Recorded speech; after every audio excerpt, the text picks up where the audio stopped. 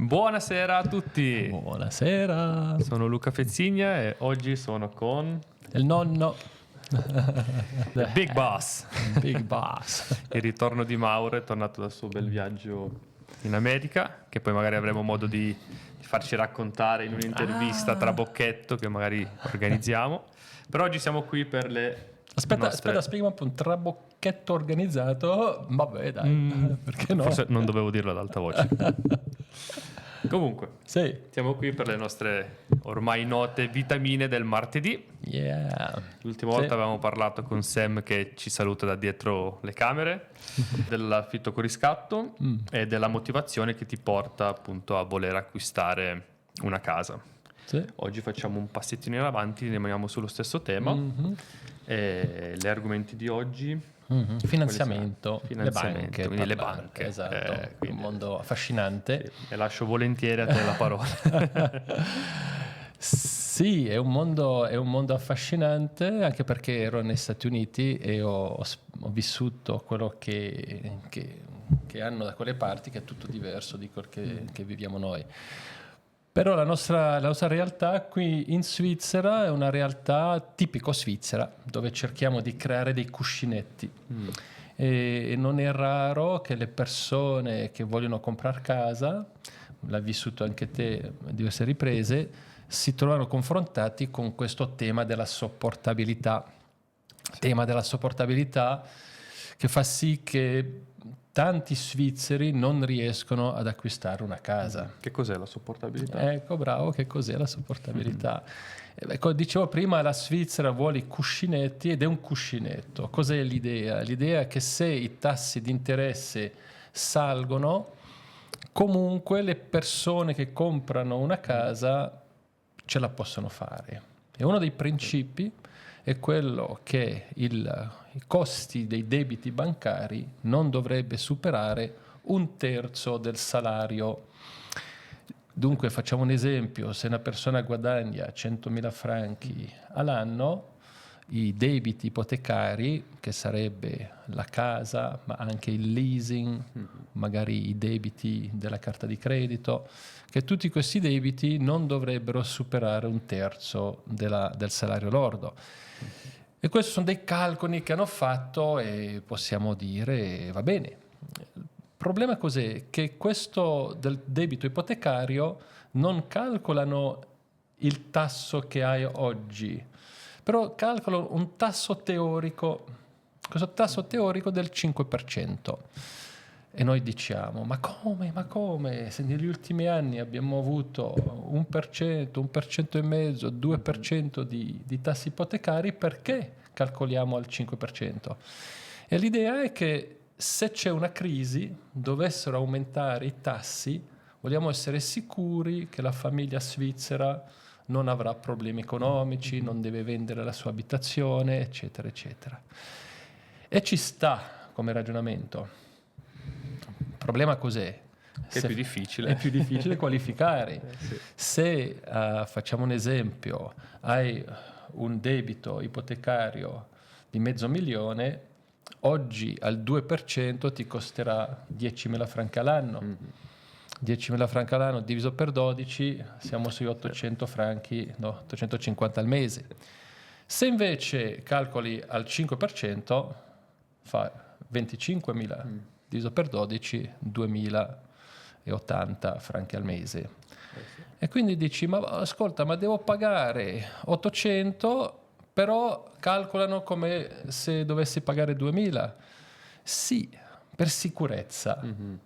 Tipico la nostra mentalità svizzera. Sicurezza sia da parte della banca che da parte dell'acquirente. Però esatto. da parte dell'acquirente diventa molto più difficile riuscire ad accedere all'ipoteca. Anche perché la banca vuole farti l'ipoteca, però hanno creato questi paletti per sicurezza per le famiglie svizzere. E secondo me ci può anche stare. Chiaramente abbiamo un altro problema. Calcolando che la maggior parte delle famiglie che comprano una casa cercano un'ipoteca dell'80%, che è il massimo che le banche ti daranno, La banca dice sì, rispettivamente le banche, la FINMA, poi che è quell'organo di controllo delle banche, dice devi ammortizzare parte di questo debito ipotecario.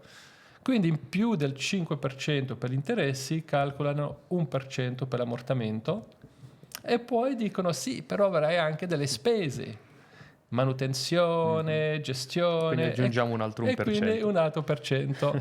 Ed ecco che da questo tradizionale 2% che devi pagare realmente arriva al 7%, e questo 7% deve essere al massimo un terzo del tuo salario lordo. Ritorniamo al prestito di $500,000, al 7% sono 35.000 franchi, per 3 105. 105. Quindi devi guadagnare 105.000 franchi per avere un debito di $500,000, che in realtà il tuo pagamento effettivo sarà di 800, un po' di più di 800 franchi al mese. Sì, quindi devi guadagnare molto, molto di più di quello che effettivamente Avresti bisogno. avresti bisogno. Esatto.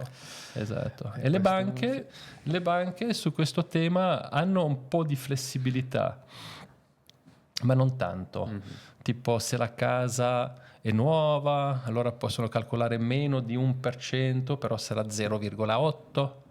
Se hai un'ipoteca minore del 66%, allora ti possono anche non calcolare l'ammortamento. Perché metti molto più capitale proprio. Esatto.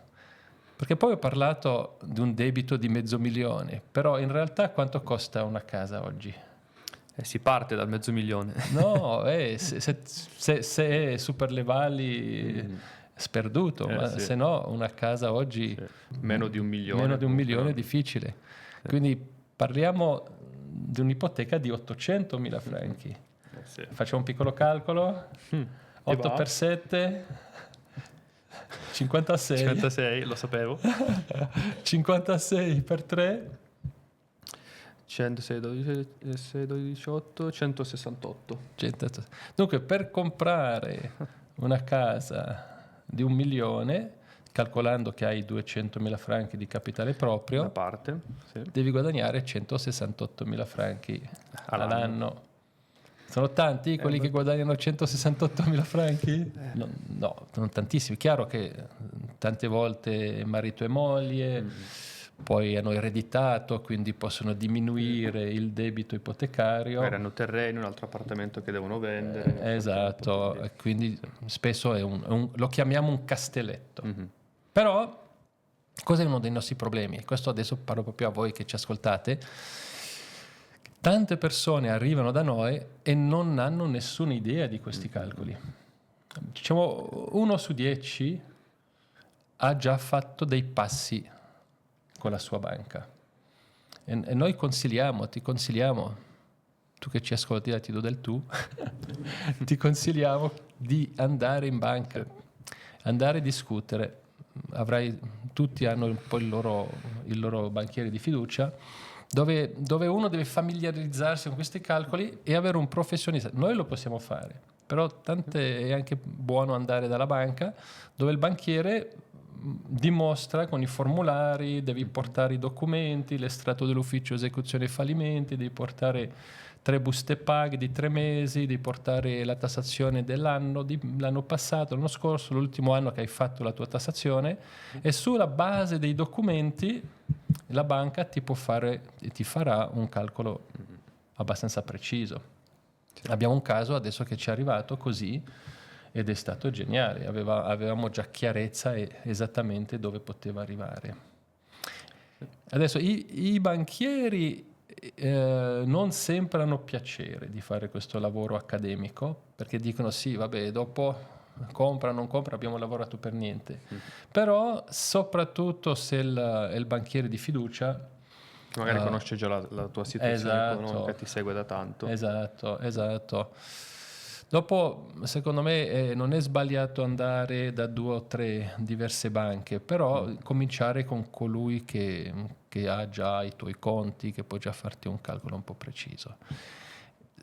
In teoria, qui è un po' una cosa un po' particolare, è buono andare in banca già preparato. Dunque, andare in banca già con i documenti, dimostrare che non è un gioco. E la cosa assurda, però l'ho vissuto adesso nel mio viaggio negli Stati Uniti, che sempre di più le banche danno un rating. E una delle cose del rating non è solo quanto entrano, ma è quanto è preparata la persona. Cioè praticamente una specie di rating basato su quanto la persona dimostra di essere capace di gestire un debito ipotecario. Una sorta di valutazione del cliente. Esatto. Allora è chiaro, se vai lì e non hai nessuna idea, anche se è l'amico di turno, posso immaginarmi che può essere un po' più difficile arrivare al risultato finale. Se invece arrivi, hai già la tua bella mappetta con dentro i tuoi dichiarazione delle tasse, l'estratto dell'ufficio esecuzione fallimenti, 3 mesi della busta paga, se poi hai un leasing, la copia del tuo leasing, cioè dimostri di essere preparato. Una certa proattività a voler effettivamente arrivare fino in fondo. Esatto. Quindi preparati anche, caro ascoltatore, preparati anche emotivamente, una cosa che ne parliamo spesso, che la banca, giusto titolo, interessa le finanze, non interessa le tue emozioni. Sì. E abbiamo regolarmente dei clienti che vengono, sono emozionati, poi si trovano confrontati col mondo della finanza, che è la parte un po' più pragmatica, molto fredda, tra virgolette. sì. No, si tratta di denaro, non di emozioni, e tornano un po' scioccati. Anche perché il discorso della sopportabilità parla di cifre alte. Se ancora una volta facciamo il calcolo, un debito di 800.000 franchi al 7% sono 56.000 all'anno, diviso per 12 sono 48, sono 4.500. Su pensi, come? Devo pagare 4.500 franchi al mese? Cioè, no, se fai il calcolo reale, dici 800.000 al 2%, sono 16.000, diviso per 12 sono 1.400 franchi al mese. È un quarto di quello È che tutta un'altra cosa. Sì. E abbiamo regolarmente dei clienti che non capiscono e quindi si emozionano negativamente, pensano, wow, ma come? Perché il banchiere non può dire non succederà mai. Effettivamente nella storia, l'ultima volta che è successo era nel 1992, dove gli interessi sono arrivati fino all'8%. E quindi questo 5% non è così... Non è preso a caso. È stato fatto un calcolo, era un calcolo di media sugli ultimi 40 anni, però in realtà gli ultimi 20 anni abbiamo avuto degli interessi bassi. Quindi questo calcolo adesso è sfalsato. Si potrebbe correggere un po'. Si potrebbe, le banche, la FINMA non lo fa perché c'è paura della bolla. Certo. C'è paura che se diminuiscono questo tasso medio di riferimento, che poi tanti in più possono comprare, e quindi si creerebbe una domanda. Magari proprio in questo periodo storico in cui i tassi sono in discesa, esatto, potrebbe rivelarsi effettivamente un po' più rischioso, anche se non so effettivamente quanti siano lì con i soldi in mano pronti ad acquistare. Sì, anche perché in Svizzera abbiamo questa caratteristica che ad oggi solo il 43% della popolazione è proprietaria della sua casa, mentre in Italia non so più se siamo tra l'80 e l'83%, se non mi sbaglio. Quindi in Svizzera ci sarebbe un mercato importante dove si potrebbe acquistare, almeno per quel che mi concerne, acquistare la casa, crei una radice con la società, con la tua comunità, e trovo che acquisisce valore anche la tua vita. Quindi secondo me sarebbe buono renderlo più accessibile. Però d'altra parte è vero che abbiamo sempre questo rischio bolla che poi può diventare drammatico se tu d'un colpo i prezzi schizzano alle stelle. Non che non abbiamo avuto dei prezzi in aumento negli ultimi anni, però effettivamente pensando a fine anni 80, dove abbiamo avuto un momento di follia, e l'unica volta penso in Svizzera dove possiamo dire che abbiamo avuto una bolla. E quindi preparatevi con questo calcolo della sopportabilità, non abbiate timore di andare in banca, preparate quel che abbiamo detto prima, dichiarazione delle imposte, 3 mesi di busta paga, potete andare online per chiedere l'estratto dell'ufficio esecuzione e fallimenti. Con questo fate appuntamento, andate in banca. Se volete venite da noi facciamo anche questi calcoli per voi. Vi consigliamo di andare in banca per familiarizzarvi con tutto il processo della banca. È un mondo un po' particolare, questo mondo delle ipoteche, e penso non è un male di familiarizzarsi, di andare a parlare con il vostro banchiere di fiducia. E poi venite, diteci cosa è stato il risultato di questa investigazione e da lì in avanti possiamo andare a cercare casa insieme. Perfetto. Mi sembra che abbiamo chiuso abbastanza, abbiamo coperto abbastanza il tema. Se avete domande chiamateci. Sì, perfetto. Quindi possiamo dire che per questo martedì è tutto. Questo martedì è tutto. Ci vediamo alla prossima. Alla prochaine. Ciao. Ciao.